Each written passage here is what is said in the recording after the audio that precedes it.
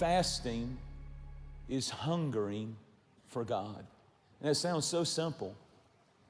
But I want to tell you that when you fast, some things that you probably need to expect, that at some point the fun wears off.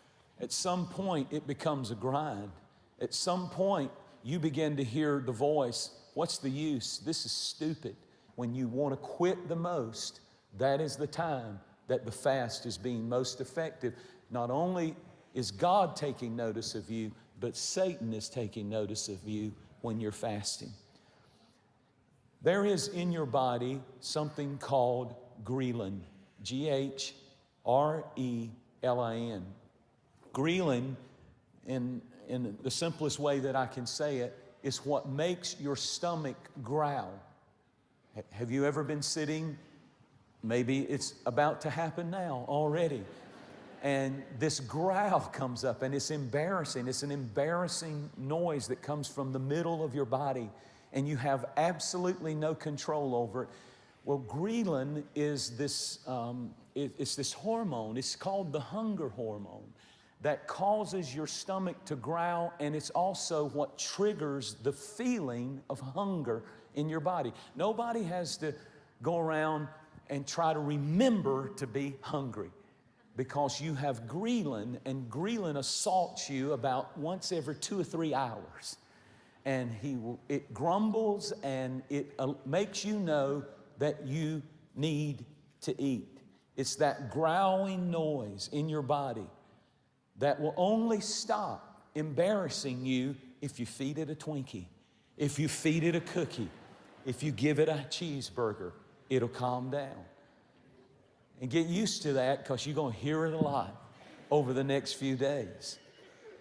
Nobody tries to remember to eat, because you have hunger hormones that stir you up all through the day and say, feed me. You haven't eaten lunch. You haven't eaten breakfast. Feed me. Feed me. How many of you have good ghrelin that works? Say amen. So here's what I'm saying to you. You're going to think that God is recreating the miracle that He did in the book of Joshua when He made the sun stand still. It's going to feel like the day is not moving, and you're going to look at your watch and you're going to think it's got to be 6:30 in the afternoon, and it's going to be 9:30 in the morning. And you're going to be so hungry, and you're going to think time has stopped. This is incredible. I can't do this. This is nuts. But that's when the fast is working. That's when you will begin to understand what Jesus did and what He commanded that His disciples do in seasons of fasting and prayer. And my point is this: I want God to give you such a spiritual ghrelin hormone, spiritual hunger for God, that all through this fast there's a stirring. I need to read my Bible. I need to pray. I need to worship. I need Jesus. I can't have another year like I had. I don't want to go through another year where I just kind of go through the motions of Christianity. I want to hunger for God. And I'm praying that spiritually there's a growl. There's a disturbing thing on the inside of you that says, I need God. I need God. My family needs God. I need to fast and I need to pray. I'm praying that that will become so real that you will reach a point that your spiritual life becomes as active as your snack life. I mean, your snack life, when that hormone of hunger gets going, you're always looking for some chips, looking for some salsa, looking for some almonds, looking for this, looking for that. I'm praying that your spiritual hunger for God is as active as your hunger for snacks. When you don't pray, you get just as miserable as you feel when you haven't eaten.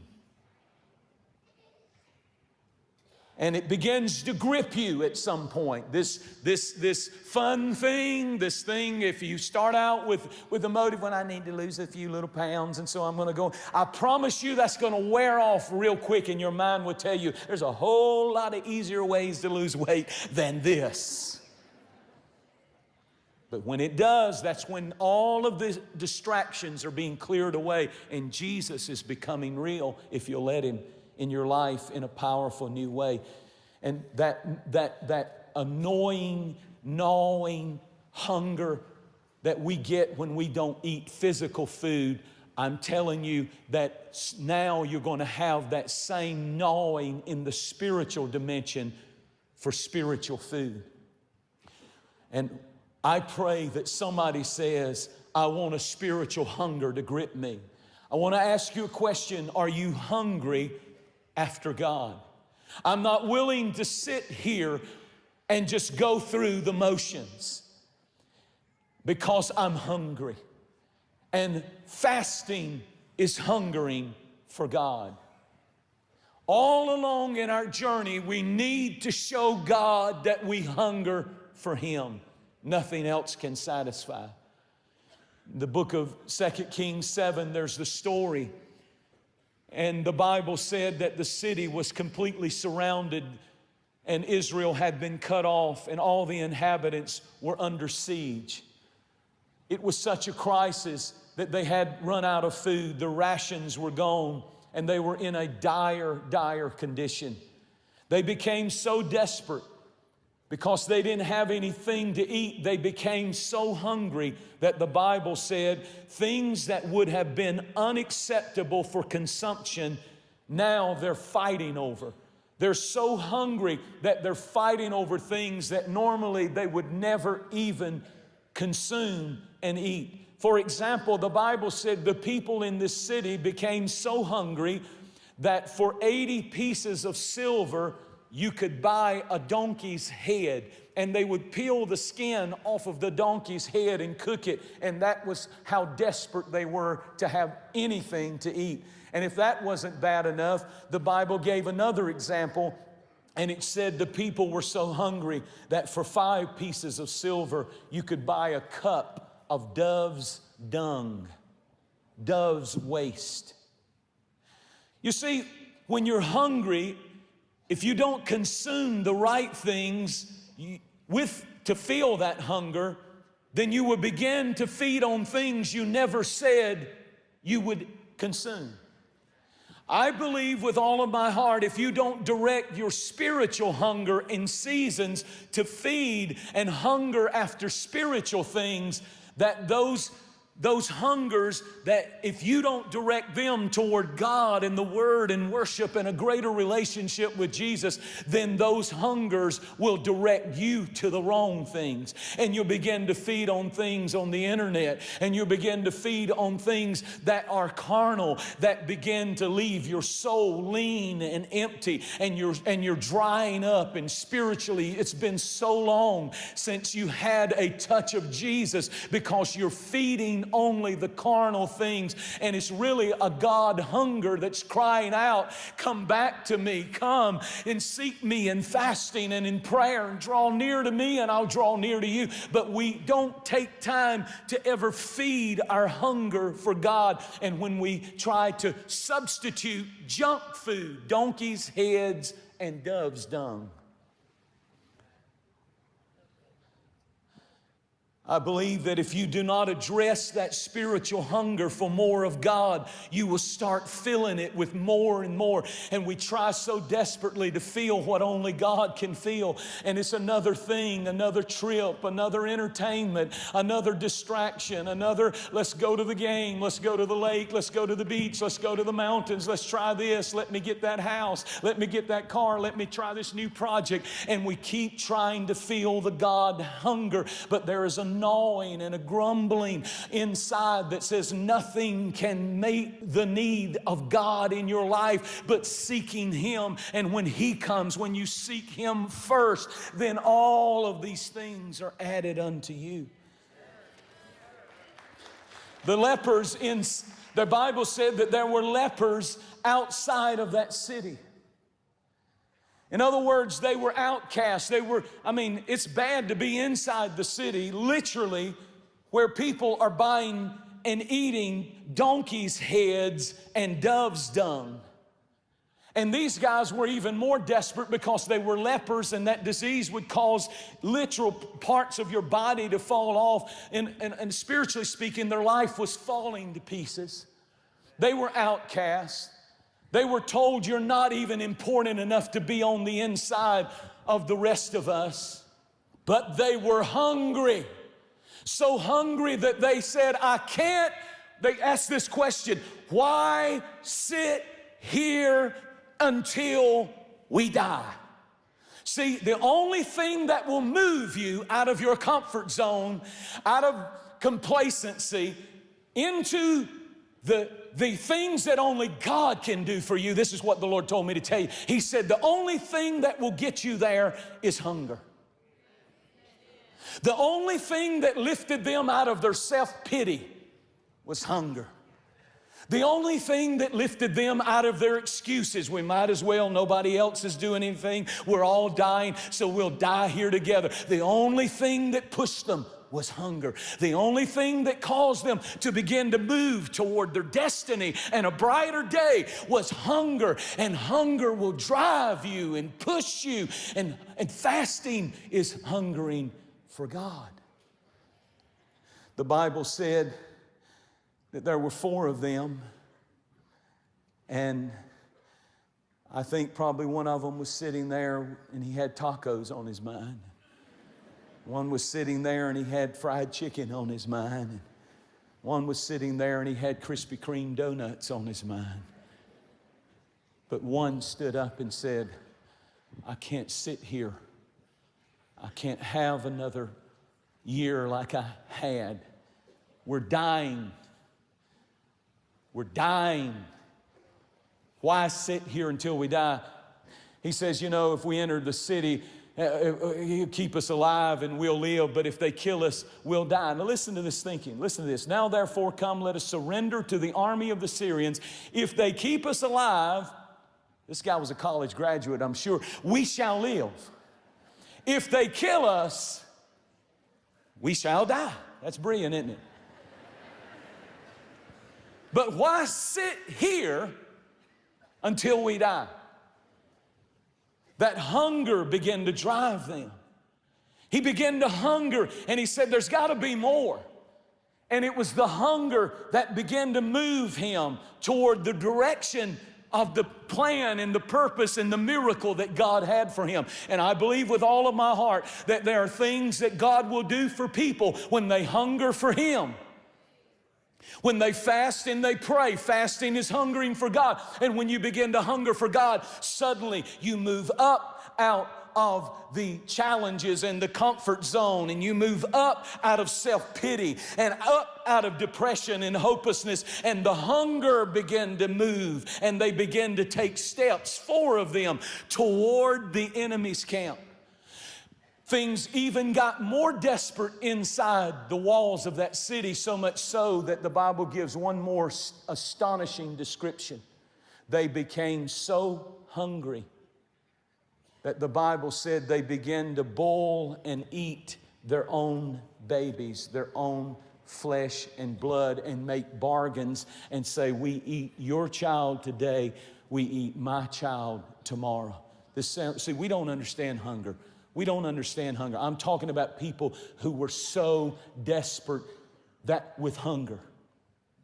And what I want you to understand about that is that when people do not feel the spiritual hunger for God with spiritual things in homes, in families, in marriages, when they only feed on donkeys' heads and doves' dung and carnality and think that's enough to hold your marriage and bless your family, when you only feed on carnal things and you don't feed spiritual hunger for God with a hunger for God, then guess what? You start turning on one another.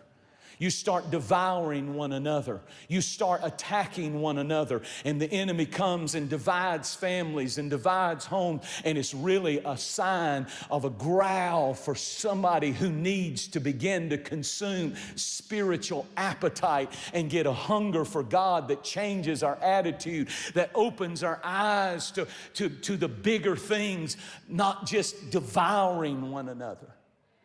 I'm praying that somebody will hear me preaching that will say, I cannot have another year like I had. I cannot sit in this addiction for another 12 months. I refuse to live like this again. Something's got to give. I'm desperate and I've got a hunger for God that only God can fix and God can fulfill and God can do in my family and in my home. The Bible said in Lamentations 4 and verse 9, to be slain with the sword is better than to be slain with hunger. One translation said it's better to go down fighting than to sit there and die. For good or bad, hunger drives you. Esau came home from a hunting trip in the Bible, and the Bible said he was so hungry that he was almost home. But his brother Jacob came out and he said, listen, I'll offer you a bowl of beans, spiritual hunger, but I'll offer you a bowl of beans if you'll give me the birthright.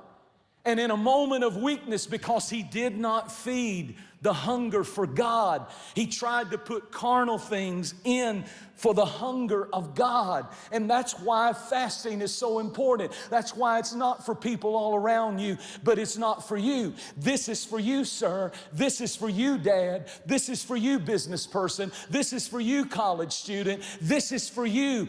God says there are things that hunger will take you to that you will never reach until you hunger for me, because I have it all. I am the one who lifts one up and pulls another down. I am the one. And you know what he promised in Matthew 5? They that hunger and thirst for righteousness shall be filled.